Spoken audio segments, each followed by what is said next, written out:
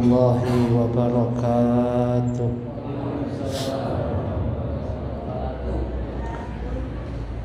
Alhamdulillah, alhamdulillahi dzil jalali wa syari'il harami wal halali, thumma salatullahi ma'salami ala nabiyyil mustafa tihami Muhammadil hadi minad dalali wa afdali sahbi wa khairi ali wa ba'du. Fa ila hadratin nabi sayyidina Muhammadin sallallahu alaihi wasallam, khususan ila jami' masyayikhina wa asatidina wa ulama'ina al-mukhlisina al-amilin wa jami' sadatina al-alawin wa jami' sadatina sufiyah wa ulama'ina syafi'iyah wa jami'il muhaddithin wal mufassirin wa aslafina salihin, nakhussu khususan ilal imam Abi Zakaria Yahya bin Sharaf An-Nawawi, anna allaha yataghashahum jami'an birahmah wal maghfirah wa yu'idu alaina min barakatihim wa asrarihim ala hadhihi niyat wa likulli niyatin salihah. Al-Fatihah. A'udzu billahi minasy syaithanir rajim. Bismillahirrahmanirrahim. Ar-Rahmanir-Rahim. Maliki yaumiddin. Iyyaka na'budu wa iyyaka nasta'in. Ihdinas siratal siratal ladzina an'amta 'alaihim ghairil maghdubi 'alaihim waladdallin. Bismillahirrahmanirrahim. Nawaitu ta'alluma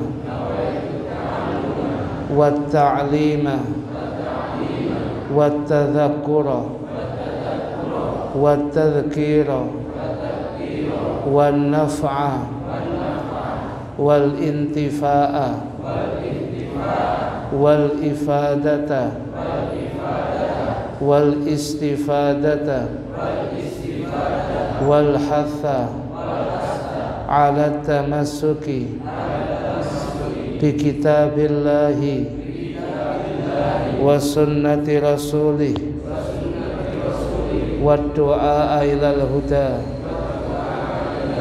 wa dalalata ala al khair ibtigha'a wajhillahi wa mardatihi wa qurbihi wa thawabi. Hadirin hadirat sekalian, jamaah Masjid Al-Barakah yang senantiasa dimuliakan oleh Allah, monggo Bapak ngajeng mawon mboten napa-napa supaya tidak di depan pintu. Ya, saya kok mboten napa-napa. Ya, itu.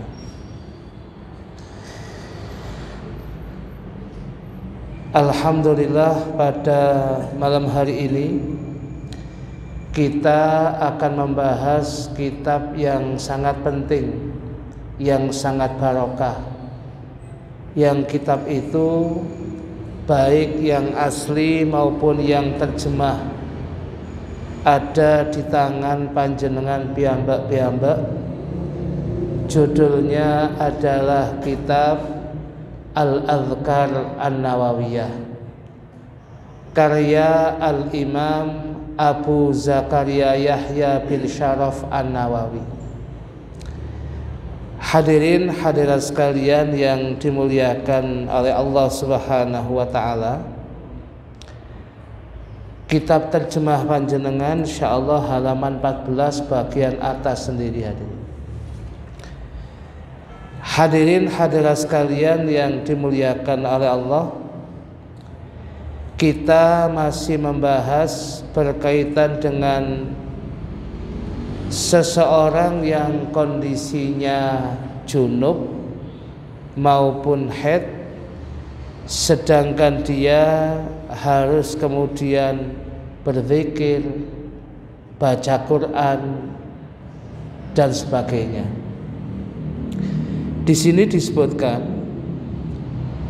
wa idza lam yajidal ma'a, apabila orang yang kondisinya junub atau kondisinya haid, orang yang haid itu mereka berdua tidak mendapati air, tayammama, maka mereka boleh bertayamum. Wajaza lahuma, dan boleh bagi keduanya al-qiraatu, membaca Al-Quran.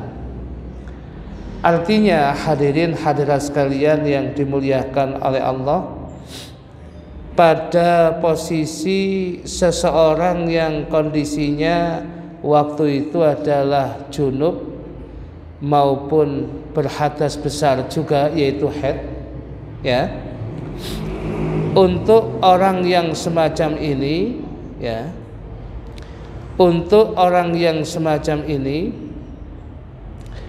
maka kemudian yang perlu diperhatikan, apabila mereka berdua tidak mendapati air padahal mereka ingin membaca bagian daripada Al-Quran, mereka boleh bertayamum. Setelah mereka tayamum, maka bagi mereka boleh kemudian untuk membaca Al-Quran.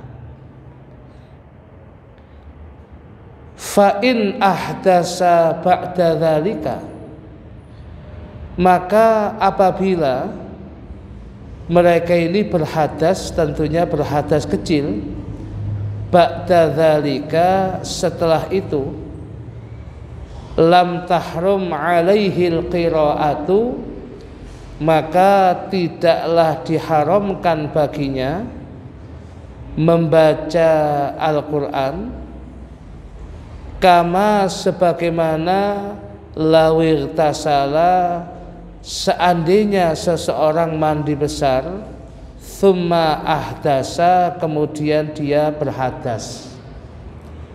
Jadi orang yang junub maupun haid, dia kemudian ingin katakanlah selesai. Jadi junubnya sebenarnya dia ingin mandi besar, haidnya selesai, tuntas, tas haidnya, kepinginnya dia ingin mandi besar, tetapi untuk ini dia tidak mendapati. Maka yang dia lakukan adalah bertayamum. Maka bagi orang junub itu, tayamum itu sebagai pengganti mandi besar. Bagi orang yang sudah selesai haidnya, harusnya mandi besar, maka ketika dia tidak mendapati air untuk mandi besar, maka tayamumnya itu sebagai pengganti mandi besar. Niki dipahami dulu, adik. Paham gak, adik?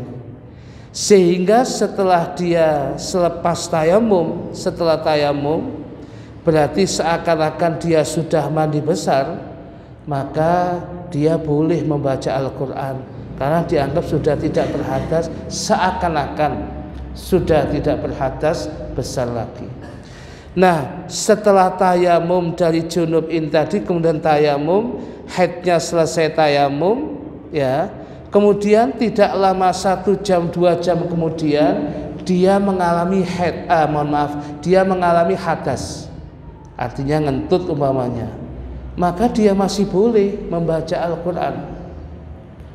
Dia masih diperkenankan membaca Al-Quran, sebab bagaikan orang yang setelah mandi besar batal wudhu, yaitu kemudian dia ngentut. Orang yang nggak punya wudhu kan tetap membaca Quran boleh.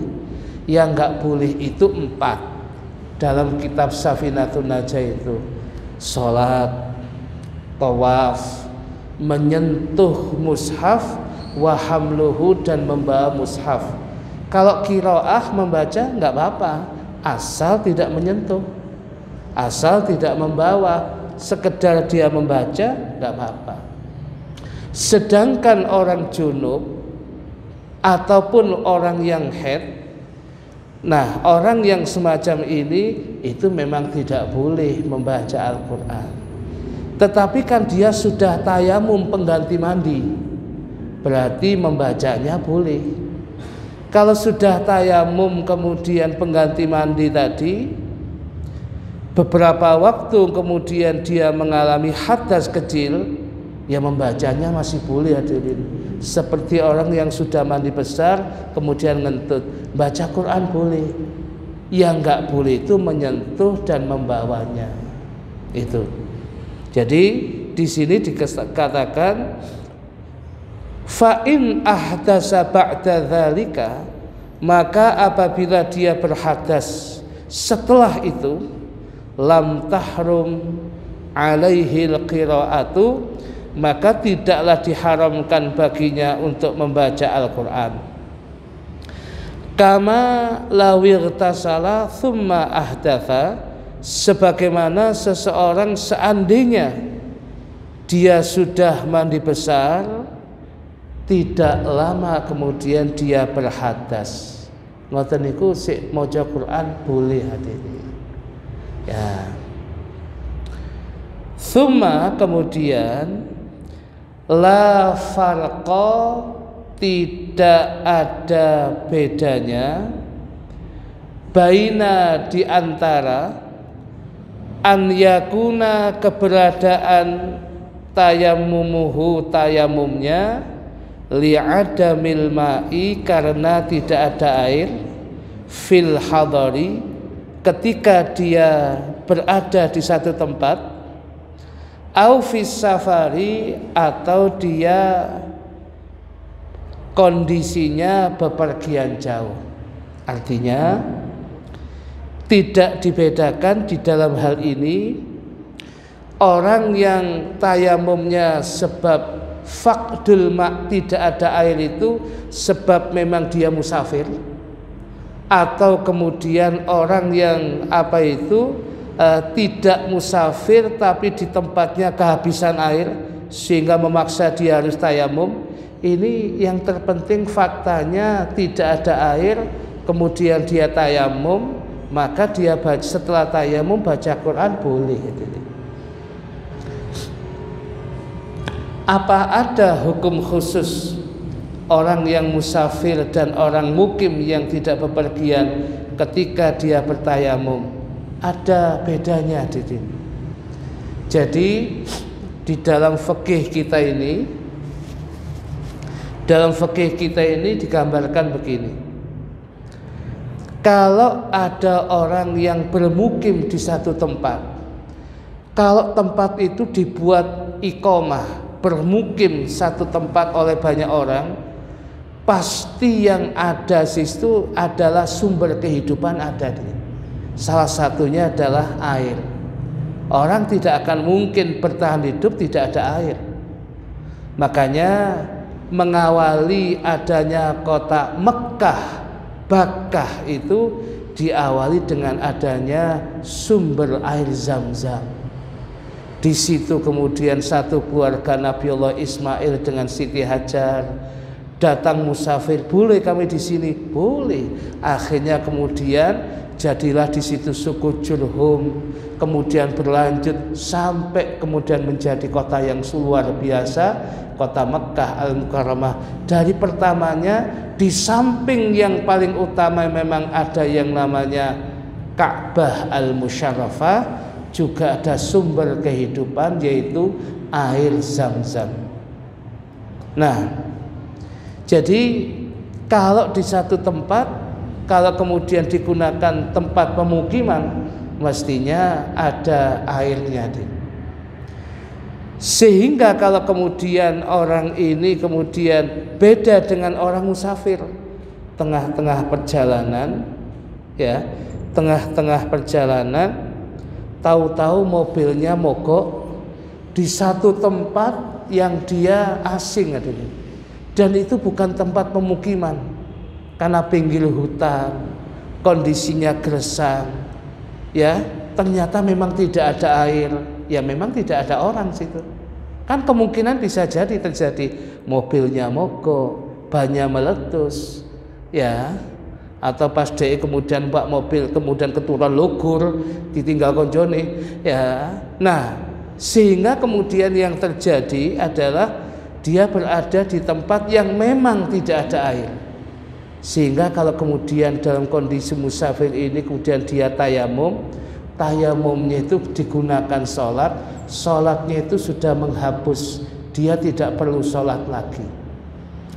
Beda dengan pemukiman yang biasanya ada air, kebetulan tidak ada air. Maka suatu ketika air ada, sholat yang sudah dilakukan itu diulang kembali, diqadha hadirin. Yang dengan tayamum itu hadirin. Ya, memang seperti itu fikihnya. Apa mungkin pemukiman yang biasa ada air atau kemudian tidak? Ya bisa jadi hadirin. Pernah suatu kejadian hadirin, ya, di 1-2 RT di satu tempat, saya nggak menyebutkan namanya, di depan di depan jalan raya didirikan pabrik yang besar hadirin. Ternyata pabrik itu kemudian menggali sumur bor hadirin. Ya, sumur bor, ya, sehingga sampai ya hampir ratusan meter, sehingga airnya kan harus keluar terus hadirin. Itu ternyata 1-2 RT itu kesedot kabeh hadirin. Ya, jadi orang biasanya termeriku biasa nimbo niku kemudian ya timbone dilukuro beleng ngoten niku mboten beleng klotak ngoten hadirin. Ya, berarti timbone niku langsung kena tanahnya itu. Lho nandi banyune kabeh nih. Akhirnya komplain hadirin. Ternyata depan itu mengadakan sumur bor, semua air bawah tanah kesedot ke depan semuanya. Makanya kemudian kebijakan pemerintah setempat di situ, ya, Pak Lurahnya mengatakan perusahaan harus bertanggung jawab mengalirkan air, karena airnya di sana terus mengalirkan air kepada 2 RT itu secara gratis, karena mereka sebagai korban daripada air yang di dalam itu disedot semuanya. Jadi bisa jadi 2 RT itu nggak ada air, padahal waktu sholat terus bergerak hadirin. Ya, mulai rono ganok, mulai rono, iya tayamum hadirin. Ya, tapi kemudian harus diulangi lagi nanti. Nah ini. Nah, hadirin hadirat sekalian yang dimuliakan oleh Allah, ya, untuk tayamum yang kita bicarakan ini tidak peduli, tidak ada bedanya antara tayamumnya dia posisi mukim atau tayamumnya musafir, bagi dia sama yang demikian ini. Pokoknya setelah tayamum dia boleh baca Al-Quran. Kemudian falahu, maka baginya an yaqra al-Qur'ana ba'dahu, maka baginya dia boleh membaca Al-Quran sekalipun setelah berhadas. Yang nggak boleh itu kan menyentuh dan membawa, ya. Wa in ahdasa, sekalipun dia berhadas, sekalipun kalau kemudian kita lihat orang yang membaca Al-Quran dengan tidak punya wudhu, membaca tanpa menyentuh loh, itu masih dapat pahala.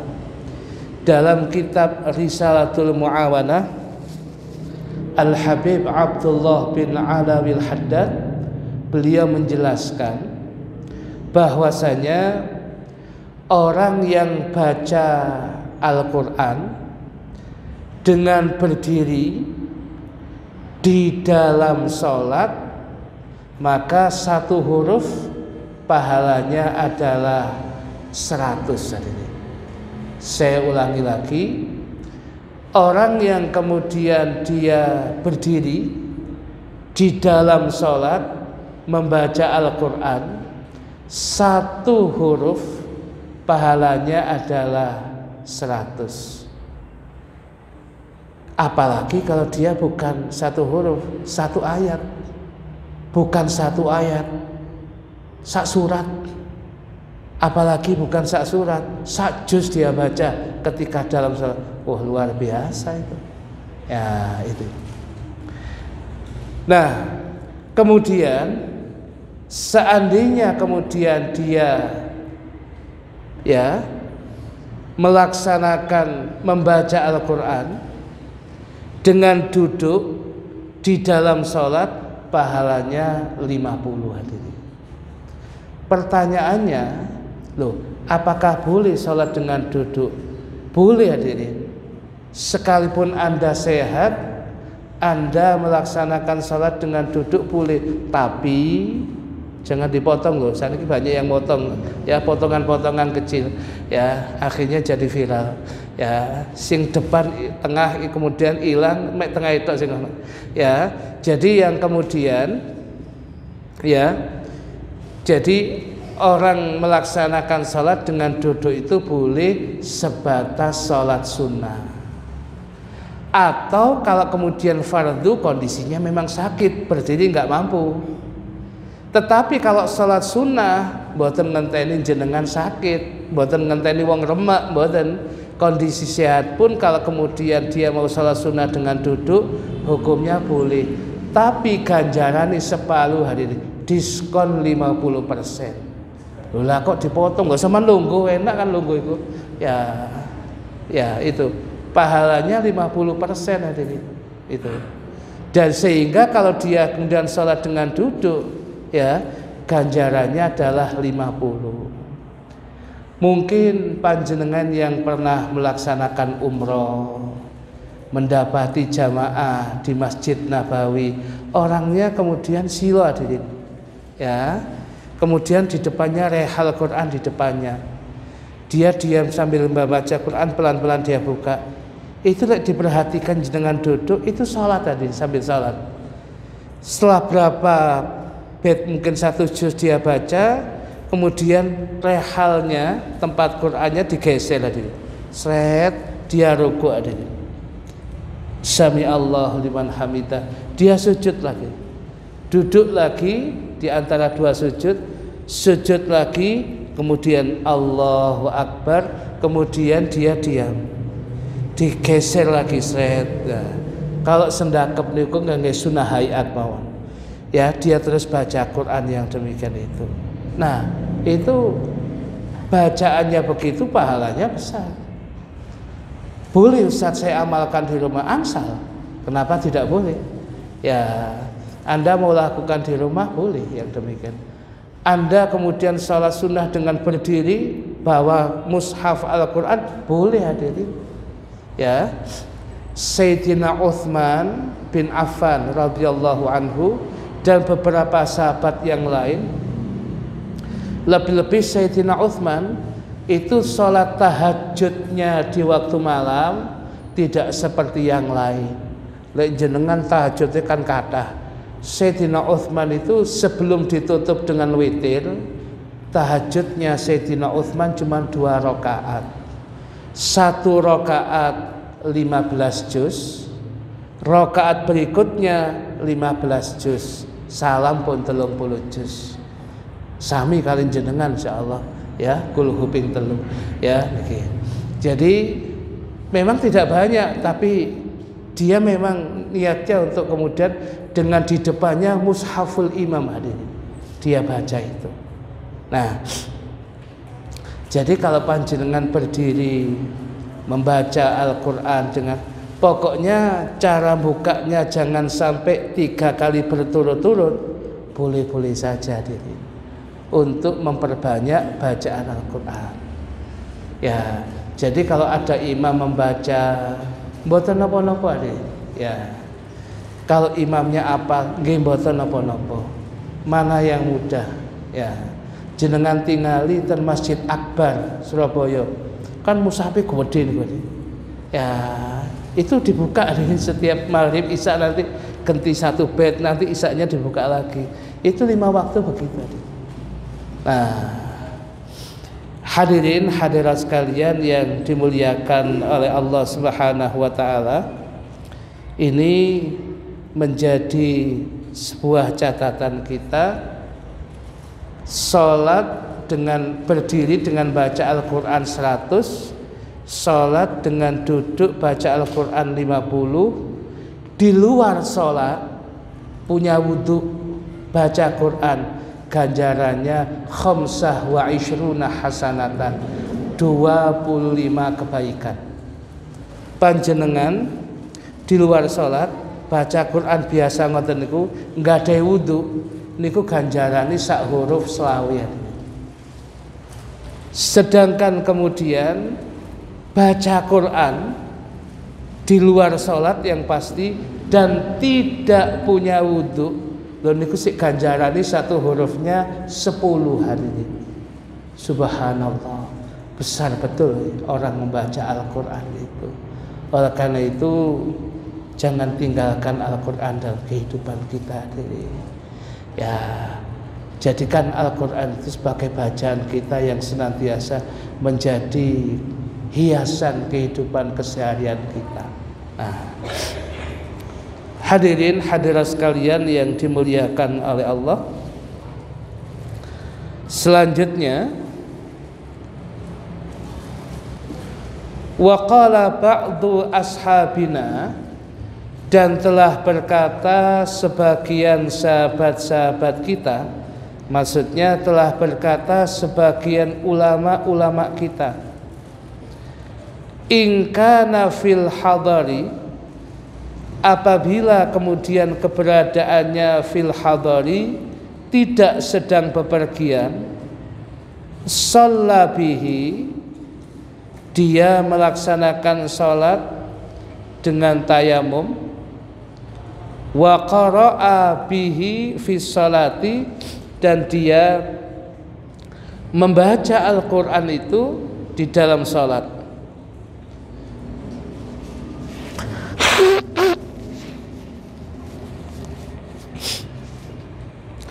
Kemudian wala yajuzu, dan tidaklah boleh, an yaqra'a, dia membaca Al-Quran kharijas sholati, di luar sholat.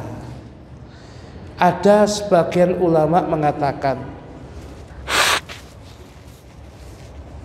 karena seseorang ini tadi kan kondisinya dia tayamum itu sebagai pengganti dari mandi junub dan mandi haidnya tadi itu, maka kalau dia adalah orang yang hadar, orang yang tidak sedang bepergian, dia baca, dia sholat boleh, dia baca Al-Quran dalam sholat boleh. Tapi kalau di luar sholat jangan baca Al-Quran. Tapi pendapatlah ini, kata Imam Nawawi, was-sahihu, pendapat yang benar, jawazuhu, bolehnya dia baca Al-Quran, kama qaddamnahu, sebagaimana yang sudah kita jelaskan. Li'anna tayammumahu, karena sesungguhnya tayamumnya qama maqamal ghusli, tayamumnya itu fungsinya sebagai pengganti mandi besar. Jadi dia mau baca Quran, mau boleh yang demikian itu. Kemudian ada masalah lagi, walau tayammamal junubu, seandainya orang yang junub itu sudah bertayamum, thumma ra'a ma'an, setelah tayamum kok dia mendapati air, mantun tayamum dadan udan tuh weres hadirin, lah berarti kan banyu tok nih tadi. Lah kalau sudah begitu ya, yalzamuhu isti'maluhu, wajib baginya untuk menggunakan air.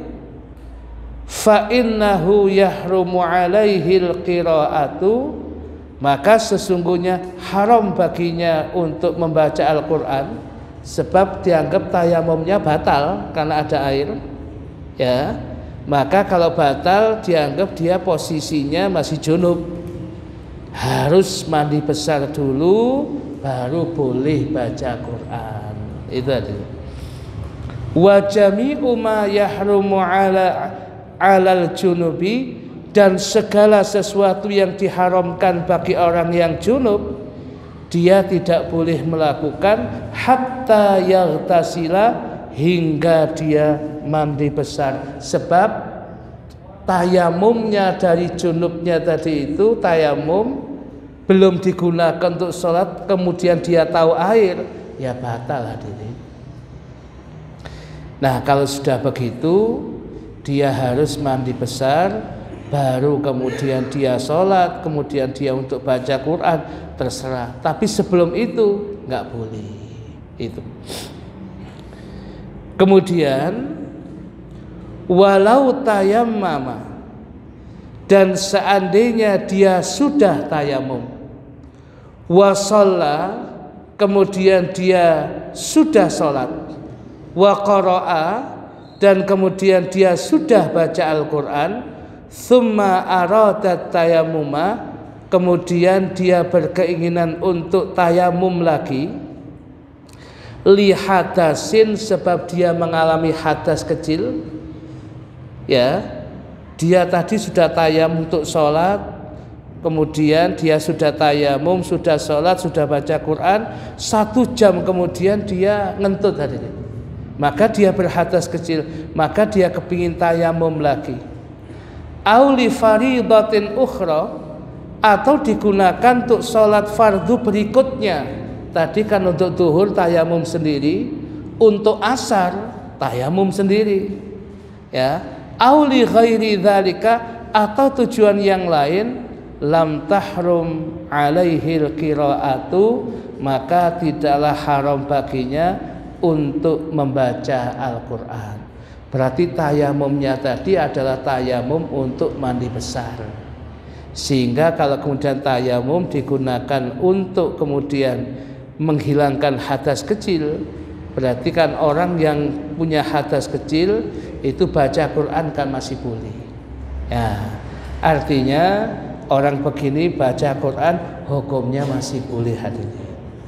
Hadirin, hadirat sekalian yang dimuliakan oleh Allah, kata Imam Nawawi, hadza huwal madhabus sahihul mukhtar. Ini adalah pendapat madhab yang benar dan dipilih dalam madhab Syafi'i. Wa fihi, dalam ungkapan ini, wajahun, ada satu pendapat, liba'ti ashabina, milik dari sebagian ulama-ulama kita, annahu yahrumu, dia haram melakukan apa-apa sampai baca Quran nggak boleh. Wahwa dhaifun, ini pendapat lemah hadirin. Yang benar sudah kita sampaikan pada kesempatan yang datang itu. Hadirin hadirat sekalian yang dimuliakan oleh Allah Subhanahu wa taala, ya, itu sementara yang bisa kita sampaikan. Masih masalah-masalah fikihnya masih banyak hadirin, tapi waktu hadirin tidak mengizinkan. Insyaallah akan kita sambung pada waktu-waktu berikutnya. Monggo sing badhe tanglet dipersilahkan kalau ada yang bertanya.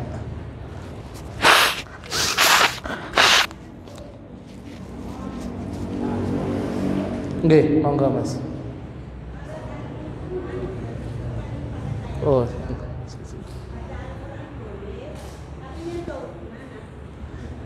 Diulangi Bu pertanyaannya.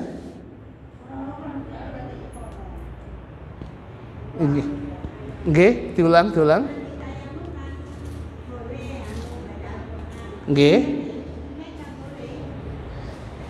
Sebatas kalau kemudian ya, maksudnya benar beliau tanya. Kalau kemudian tayamumnya tadi dia sudah tayamum dan digunakan untuk baca Al-Quran, apakah dia kemudian megang boleh, menyentuh boleh? Hukumnya apa boleh? Boleh Bu, karena sholat pun boleh. Sholat kan boleh. Berarti yang nggak boleh itu sholat tawaf. Ini sholat aja boleh, karena digunakan untuk tayamum untuk sholat, berarti megang mushaf Al-Qur'an menyentuhnya boleh, Bu. Nggih. Ngoten, Bu, nggih. Nggih.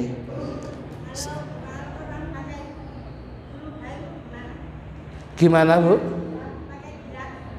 Oh. Nggih. Maksudnya saya paham. Jadi beliau ya katakanlah membaca Al-Qur'an didilat ngeten, Bu, nggih. Dibuka. Itu hukumnya haram, Ibu. Karena ada unsur mengotori mushaf Al-Qur'an. Ya, kadek mboten ngeten tok, ngeten mboten. Ya. Jadi itu ada unsur mengotori mushaf Al-Qur'an. Lah terus siapa, Ustaz? Ya, caranya wong ngitung duwike ana cekelane ngeten sing ten bank itu mosok awake Quran gak ono ngono gak ono. Kan boleh dicari caranya. Yang pasti ya bacaan Quran kan mau dari atas ke bawah. Kalau mau ya pelan-pelan mulai diginikan. Ya, jadi sudah mulai baca diginikan aja, kan bisa gini. Ya, jangan sudah ya jangan itu. Ya, jadi orang ngitung duit ono tutulane. Jadi maksud niki mboten Quran mboten wonten. Ya, caranya kan bisa pelan-pelan dari awal dia sudah baca, sudah disiapkan baliknya. Bisa niku yang demikian. Ada tanya lagi, Bu? Sampun, Bu? Nggih, Masya Allah. Pertanyaannya luar biasa. Bapak-bapak aja kaget, ibu-ibu bertanya.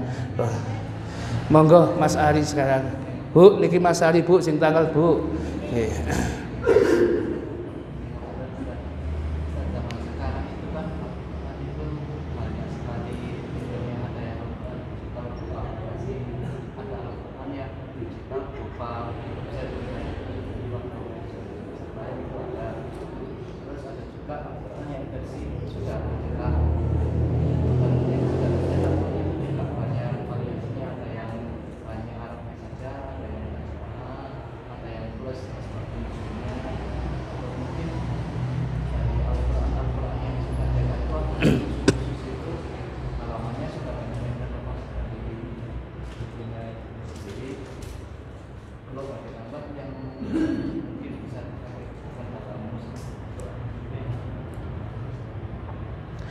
Mas Ari, yang dimaksud dengan ungkapan mushaf itu tidak harus 30 juz. Potongan sobekan kertas Al-Qur'an, di situ ada ungkapan Qur'annya, sekalipun tidak utuh, kalau itu memang Al-Qur'an, itu masih kategorinya mushaf. Termasuk katakanlah di rumah panjenengan ditempel Yasin. Ya, ditempel Yasin, cek iblis gak mlebu umpamane, tapi setan cilik mlebu. Ya, nih. Jadi katakanlah dikai Yasin atau katakan ayat kursi, itu kalau disentuh bagian daripada mushaf Al-Qur'an. Termasuk yang sudah modern dalam bentuk digital. Quran dalam bentuk digital, kalau sudah tersimpan dalam aplikasi tidak muncul nggih mboten. Tapi begitu muncul jenengan sentuh nggih Quran. Ya, jadi yang seperti itu. Jadi kalau kemudian jenengan di situ juga ada terjemahnya, Ustaz, ada tafsirnya, asbabun nuzul. Pokoknya kalau yang jenengan sentuh itu Qur'annya, ya Anda menyentuh Quran. Itu. Zaman dulu Mas Ari, di dalam kitab Tarsyihul Mustafidin, hasyiahnya Fathul Mu'in, ada cerita gini Mas Ari. Ada ulama dari negeri Yaman, Hadramaut. Dia penasaran, kira-kira tafsir Jalalain, tafsir yang dikarang oleh Imam Jalaluddin Al-Mahalli dan Imam Jalaluddin As-Suyuti, yang dikarang oleh dua Jalal, makanya namanya Jalalain, dua dia. Itu Imam ini unik ya, tafsir Jalalain itu banyak keunikannya.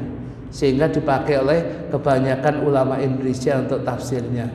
Imam Jalaluddin Al-Mahalli itu menafsirkannya dari surat yang tengah, kalau tidak salah Maryam, sampai kemudian juz 30. Sedangkan Imam Jalaluddin As-Suyuti menafsirkannya dari Al-Baqarah sampai Al-Isra. Ya, padahal Imam Jalaluddin Al-Mahalli dengan Imam Jalaluddin As-Suyuti boten nate kepethuk dan tidak pernah janjian. Ya, hanya Imam Jalaluddin As-Suyuti ningali eman sayang tafsir Imam Jalaluddin Al-Mahalli ini bagus, tapi kok ditemukan hanya tengah sampai akhirnya. Ya, depan dan tengahnya nggak pernah ada. Maka akhirnya kemudian dilengkapi oleh Imam Jalaluddin As-Suyuti. Dan dua orang ini nggak pernah bertemu, zamannya pun nggak sama. Katanya hampir 100 tahun bedanya, nggak pernah ketemu. Gitu. Tapi jadi kemudian tafsir yang sangat barokah luar biasa. Imam Jalaluddin As-Suyuti berusaha meniru apa yang digunakan tafsirannya, itu diusahakan sama. Nah, ini ulama Hadramaut ini kemudian ya akhirnya menghitung, Mas, antara hurufnya Al-Quran dengan tafsirnya Jalalain itu lebih banyak mana. Ternyata setelah dihitung-hitung tafsir Jalalainnya lebih banyak 2 huruf. Jadi kalau gitu bahwa tafsir Jalalain tanpa wudhu boleh, kan apa? Lebih banyak tafsirannya. Itu zaman dulu. Sebab sekarang Qurannya sudah kayak tengahi, baru tafsir Jalalainnya. Berarti double Qurannya di situ. Berarti Qurannya lebih banyak. Sehingga kalau begitu pegang tafsir Jalalain saat ini nggak boleh. Sebab Qurannya bisa jadi lebih banyak. Atau kemudian diingatkan, sekalipun lebihnya 2 huruf, namanya percetakan. Bisa jadi pas cetak rodok ngantuk 2 huruf hilang hadirin. Bisa jadi kurang. Ya, Mas Ali aja juga bolak-balik ngantuk pas cetak. Ya, bisa jadi seperti itu. Akhirnya kurang hadirin. Kurang berarti Qurannya lebih banyak. Berarti nyekal itu pegang hukumnya haram. Al-ihtiyat, kata kiai-kiai dulu, kalau sudah pegang tafsir Jalalain wudu'o, lebih aman. Kalau toh itu kemudian memang lebih, nggak ada salahnya kita wudu. Bu, panjenengan berwudu terus menerus, nggak ada wudu, dawamul wudu. Selama panjenengan wudu, Bapak Ibu sekalian, panjenengan didongaaken kalian para malaikat, mereka beristighfar. Makanya dawamul wudu niku penting. Ya, kalau memang bisa. Mas Ahri pun ketika dawamul wudu, punya wudu umum terus menerus, ketika naik mikrolet, ya, dengan ketika nggak punya wudu sikapnya lain. Ya, kalau kemudian punya wudu masuk mikrolet, kanan kiri kok kepegawainya kepegawai Malang Plaza kabeh niki. Ya, mbak-mbak yang biasa pegang HP kemudian ya dengan tampilan yang ala kadarnya seperti itu. Ya, jangan sampai nyentuh ya, eman sampai batal wudu. Ya. Tapi kalau nggak punya wudhu masih gak dirim ya balik ngene ae. Apa Mas kok ngene? Ya ini. Nah, oleh karena itu punya wudhu itu penting juga yang demikian itu. Nah, jadi begitu Mas idealnya. Wonten malih sing tanget, masih ada yang mau bertanya? Bapak-bapak ada yang tanya? Ya, kalau tidak ada yang tanya, penutup pertanyaan. Monggo panjenengan.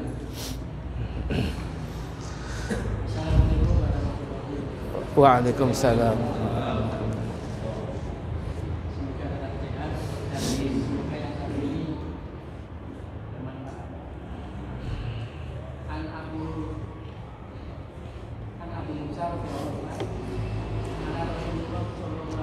Allahumma shalli alaihi.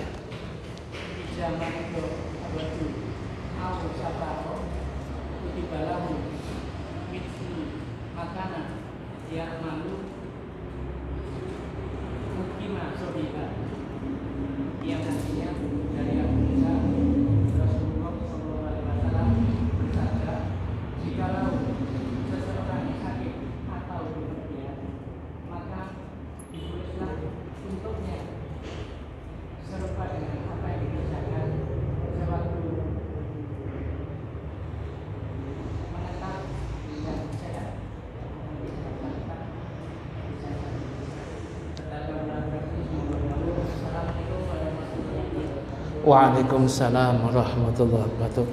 Inti dari hadis yang panjenengan baca tadi, orang kondisinya mukim di tempatnya atau dikondisikan dia musafir, kalau bisa lebih-lebih ketika musafir, istiqomah ibadahnya jangan ditinggal. Biasanya kalau di Masjid Al-Barokah, qobliyah zuhurnya petang rakaat, ba'diyah zuhurnya petang rakaat, sekalipun musafir ojo ditinggal qobliyah ba'diyahnya. Kalau mungkin tetap 4-4, kalau tidak mungkin 2-2, yang penting jangan ditinggal. Kemudian qobliyah asar biasanya 4, sekalipun musafir jangan ditinggalkan, sehingga dengan situasi kondisi begitu itu pahalanya yang sangat besar bakal didapatkan oleh orang itu, lebih-lebih ketika musafir. Sebab dawuhipun Kanjeng Nabi kepada Sayyidatuna Aisyah radhiyallahu anha, ya Aisyah, ajruki biqadri nasibiki. Hei Aisyah, pahalamu dari ibadah yang kau lakukan tergantung tingkat kesulitan yang kau hadapi. Kalau kondisi mukim, tenang hadirin, qobliyah ba'diyah bisa. Tetapi kondisi musafir sik saged jaga qobliyah ba'diyah, padahal pun dinteni bis tencaruban, luar biasa. Dia sik bisa jaga qobliyah ba'diyah. Kalau kemudian dia pas kondisinya mukim tidak bepergian, jamaah 5 waktu dia bisa jalankan. Tapi lek musafir, jamaah masih dia lakukan, sekalipun wujudnya jamak qashar, tapi dia tetap jamaah. Wah, luar biasa. Oleh karena itu, kondisi berpergian dan tidak, istiqomah itu jangan ditinggalkan. Ketika waktu malam ba'dal isya, biasanya ketika di rumah atau di masjid baca Rotibul Haddad, ketika di bis ba'dal isya ya baca, itu rutinitas kita. Ngoten itu hadirin. Dan ingat, orang ketika dalam kondisi safar bepergian sik jogo istiqomah ibadah, pahalanya tentunya lebih banyak. Sebab ada hadis yang mengatakan begini adik, as-safaru qita'atun minal azab. Bepergian itu sepenggal daripada siksaan. Panjenengan mek lungguh tok ya, bisnya bis yang terbaik milik Juragan 99 ya, 1.100.000 sampai kemudian ono turune kemulai barang ya. Tapi bagaimanapun juga musafir ono gak enak ya. Anda kemudian duduk di kereta api yang merasa aman, bagaimanapun juga kalau musafir bepergian ono kemudian gak enak, tetap azab yang demikian ya, ono gak enak dan sebagainya. Tahu-tahu berita kemudian kereta api yang paling aman pun tubrukan ya, padahal yang nama kereta api sudah jalurnya dewi-dewi, kok tubrukan, semuanya karena Allah. Berarti apalagi kalau kemudian berkendaraan sendiri ya, bepergian itu sepenggal daripada azab siksaan. Makanya rukhsah keringanan, sekalipun fasilitasnya semakin canggih, tetap keringanan itu tetap ada. Dulu kalau ke Jakarta bisa jadi puluhan jam, tapi sekarang cuma 1,5 jam dengan pesawat. Tetap bagaimanapun juga no pesawat suwi-suwi ngegelingan kesel kabeh hadirin. Ya, loro kabeh, tetap yang demikian. Pemali kemudian pesawatnya Sriwijaya Airlines, waduh tambah kemudian ya. Jadi kalau seperti itu bagi kula panjenengan ya, ketika bepergian si jogo istiqomah, subhanallah. Bismillahirrahmanirrahim. Alhamdulillahirabbil alamin. Allahumma shalli wa sallim ala sayyidina Muhammadin wa ala alihi wa sahbihi ajma'in. Allahumma qsim lana min khasyatika ma tahulu bihi bainana wa baina ma'siyatik, wa min ta'atika ma tuballighuna bihi jannatan wa minal yaqini ma tuhawwinu bihi 'alaina masa'ibad dunya wa matti'na bi asma'ina wa absarina wa quwwatina ma ahyaytana waj'alhu al-waritha minna waj'al tha'rana 'ala man zalamana wansurna 'ala man 'adana ولا تجعل مصيبتنا في ديننا ولا تجعل الدنيا أكبر همنا ولا مبلغ علمنا ولا تسلط علينا من لا يرحمنا وحسبنا الله ونعم الوكيل ولا حول ولا قوة إلا بالله العلي العظيم وصلى الله على سيدنا محمد النبي الأمي وعلى آله وصحبه وسلم والحمد لله رب العالمين. Kita berikan apresiasi penghargaan kepada jajaran takmir atau fa'il khair, hamba Allah yang masih menyediakan makanan, kemudian jajan dan sebagainya. Semoga dibalas lebih oleh Allah Subhanahu wa taala dan pasti tidak akan sia-sia. Yang makan ahli ibadah, yang makan panjenengan, yang minum semuanya juga orang-orang yang ahli ibadah. Yakin diganti yang lebih baik oleh Allah Subhanahu wa taala. Ya, kalau jamaah sih mboten dugi kenemenen hadirin yang demikian ini. Jadi sudah luar biasa. Suatu saat ditambah lagi voucher, ada ono voucher ya hadirin. Ya, pun insyaallah ono voucher pun. Boleh gak nonton door prize pun sekalian pun insyaallah. Ya, saya kira demikian, kurang lebihnya mohon maaf. Wassalamualaikum warahmatullahi wabarakatuh.